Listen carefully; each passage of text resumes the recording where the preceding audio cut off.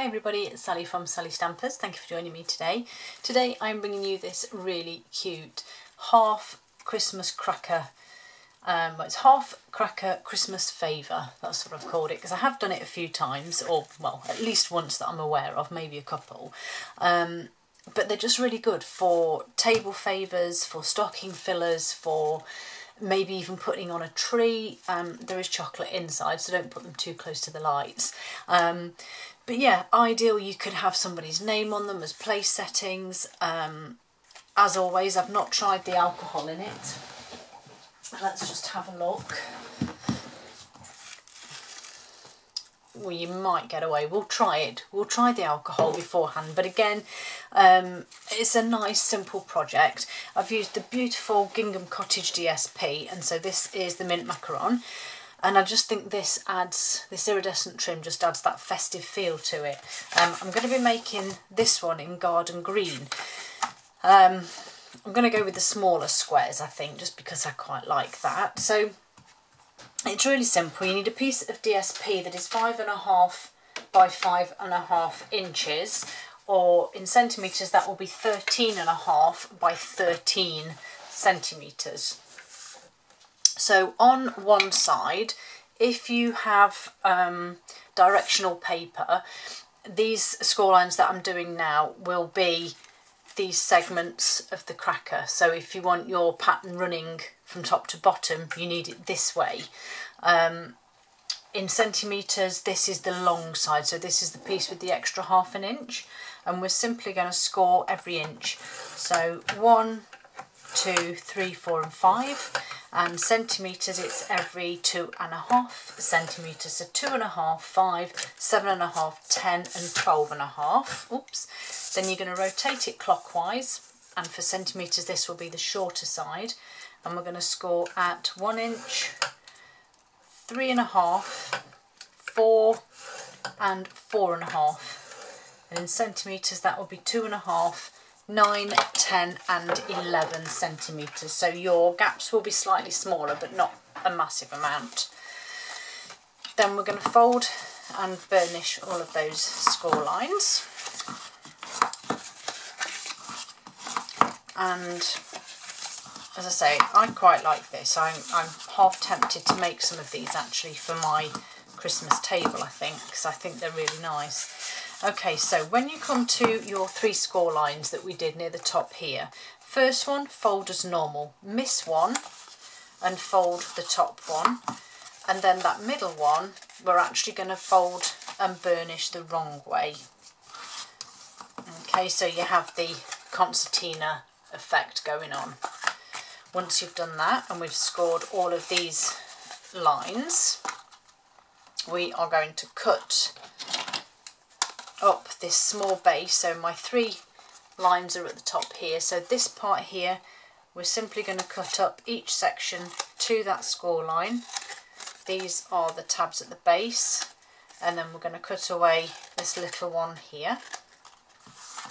Okay, once you've done that, you need the dreaded ruler and pencil or pen, and on the centre line on each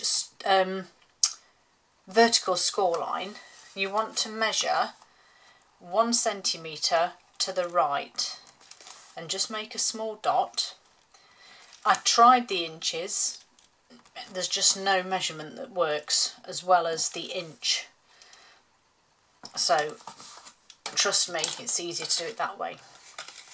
So once you've made your little marks as you've gone along here, we're going to fold this first section under, and with your scissors you're going to go from the top score line to your pencil mark, and then from the bottom to the pencil mark. Okay, so you've got then your triangle, your diamond. Then fold over again, so I've kept it flat over to the next score line, and repeat. And again, fold over the next score line, repeat. Oh, and then this last, well, not the last one actually, the last but one. So we're putting in there, and then this last little tab here, need to cut in there too. And then back to the start, you have this piece here, and what you need to do here is fold it under and then fold it in again, so you're almost folding it in on each other. So all you've got then is this shape here, and then you can just follow your little cut and remove that one, and then when you fold it back out, that corner's done too. Okay, simple as that. We're now going to add adhesive, oh crumbs, adhesive down the side here, and then simply fold these over, oops, and make sure your top is aligned there, and then obviously we just line up this piece here.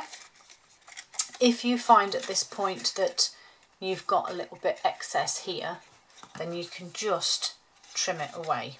It's not quite as easy doing it now, but it will still,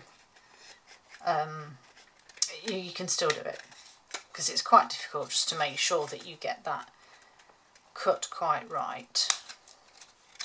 So I'll just get rid of that.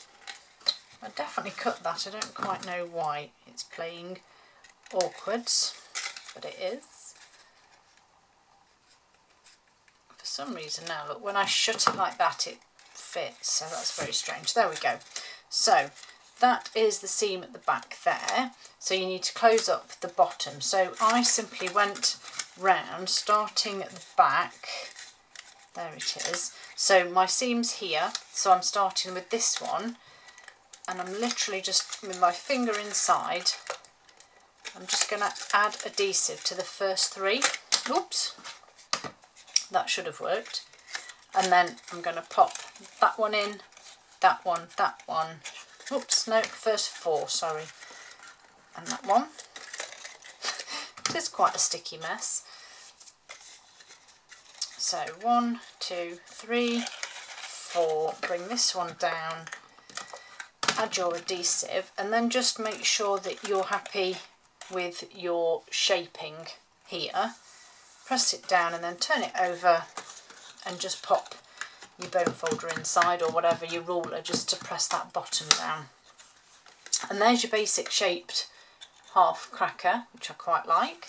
So let's see if this, oh yes, I think you could get away with a little miniature in there as well, so that's handy to know. Okay, so once we've done that, we're going to pop our chocolates in. So I have some chocolate puddings. How cute are they? And I think I can get about 6 in here. So 1, 2, 3, 4, 5, 6. 2 left over, and even better, I have another net because I wasn't sure how many I'd get in. So that's nice. 2 for me. Thank you very much. So yeah, so I've got 6 in there. The gorgeous iridescent trim, as I say. So we're just going to have some of that. And then you just tie it round. Decide which panel you want as the front. And then obviously just tie the top, and then obviously just make your bow. And it's the usual, let's fiddle for 10 minutes with the bow so that we get it the right size and shape, and there we go. Just take a little bit off those tails, and there's your cute little ribbon on there. And then the last thing we need to do is add some decoration. So I've got a bit of garden green and basic white here, and my cottage wreaths, and I wanted to go for something similar. I thought the wreath image would be a bit too big, so I decided to use the double oval punch. So the scalloped one in my garden green, the basic white for the straight one, and then Like that.